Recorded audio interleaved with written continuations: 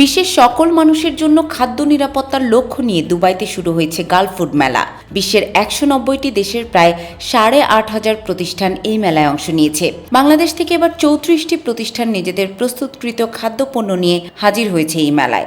সংযুক্ত আরব আমিরাতের বাণিজ্যিক কেন্দ্র দুবাইয়ে বিশ্বের বৃহত্তম খাদ্য ও পানীয় খাতের প্রদর্শনী গালফ ফুড মেলা ২০২৬-এর জমজমাট আসরের আজ দ্বিতীয় দিন অতিবাহিত হচ্ছে।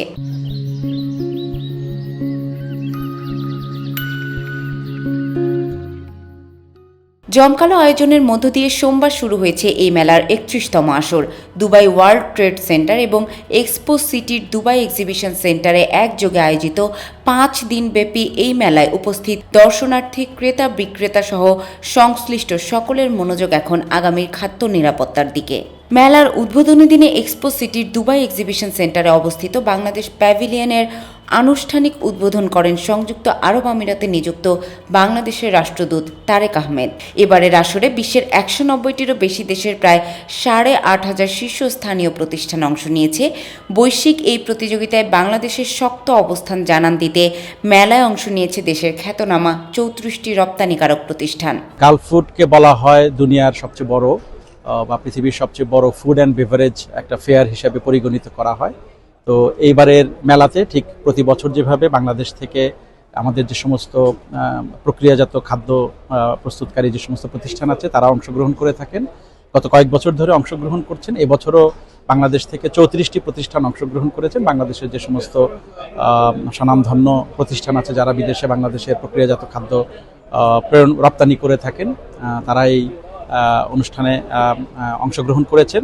দুইটা ভেন্যুতে ওয়ার্ল্ড ট্রেড সেন্টারের যে গালফ ফুড আয়োজন এই বছরই প্রথম। ওয়ার্ল্ড ট্রেড সেন্টারের সিদ্ধান্ত অনুযায়ী দুবাই ওয়ার্ল্ড ট্রেড সেন্টার সিদ্ধান্ত নিয়েছে যে তারা দুই ভেন্যুতে গালফ ফুড আয়োজন করবেন প্রথমবার এবার, এবং তারা যেভাবে ভাগ করেছে যে সকল কান্ট্রি প্যাভিলিয়ন হবে ডিএসিতে, দুবাই এক্সপো সিটিতে, এবং সকল ফ্ল্যাগশিপ কোম্পানি যেটাকে তারা বলে হচ্ছে পাওয়ার ব্র্যান্ডস, সেগুলো থাকবে ওয়ার্ল্ড ট্রেড সেন্টারে দুবাই শহরের ভিতরে।